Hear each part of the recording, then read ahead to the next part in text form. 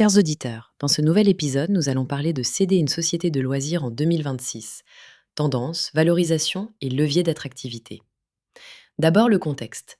Le secteur est en consolidation avec des acquéreurs stratégiques, des fonds financiers et des acteurs IP-driven qui recherchent des actifs durables et scale to sell et des portefeuilles intégrés.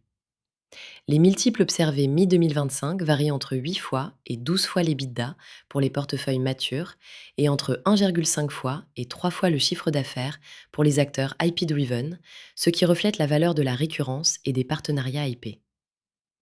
Pour préparer l'entreprise 6 à 12 mois avant la session, l'objectif est de structurer la gouvernance, fiabiliser les données et renforcer la récurrence des revenus, réduire la dépendance aux fondateurs, mettre en place un relais managérial, documenter les processus clés et constituer une data room comprenant finance, juridique, IP, RH et ESG. Le processus de vente suit un chemin connu. Teaser, NDA, CIM, long list, shortlist, LOI, due diligence, SPA et closing, avec un cycle moyen de 6 à 9 mois et jusqu'à 3 mois d'audit.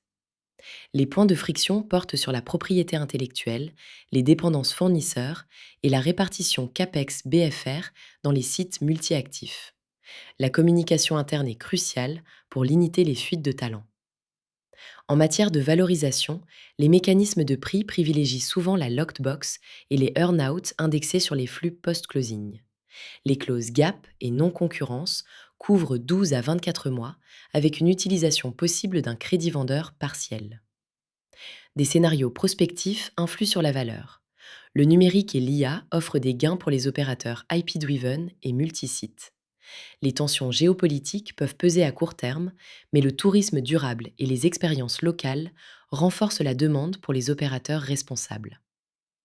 Pour les dirigeants vendeurs, les axes prioritaires restent gagner en indépendance du fondateur, augmenter la récurrence et la visibilité des revenus, fiabiliser les données et structurer le reporting ESG.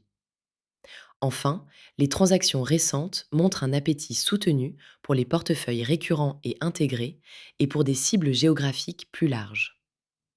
En résumé, à horizon 2028-2030, la valeur se déplace vers des plateformes combinant contenu IP, digitalisation et durabilité.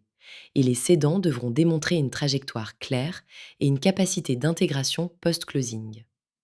Partagez cet épisode et contactez-nous pour échanger ou lire le blog.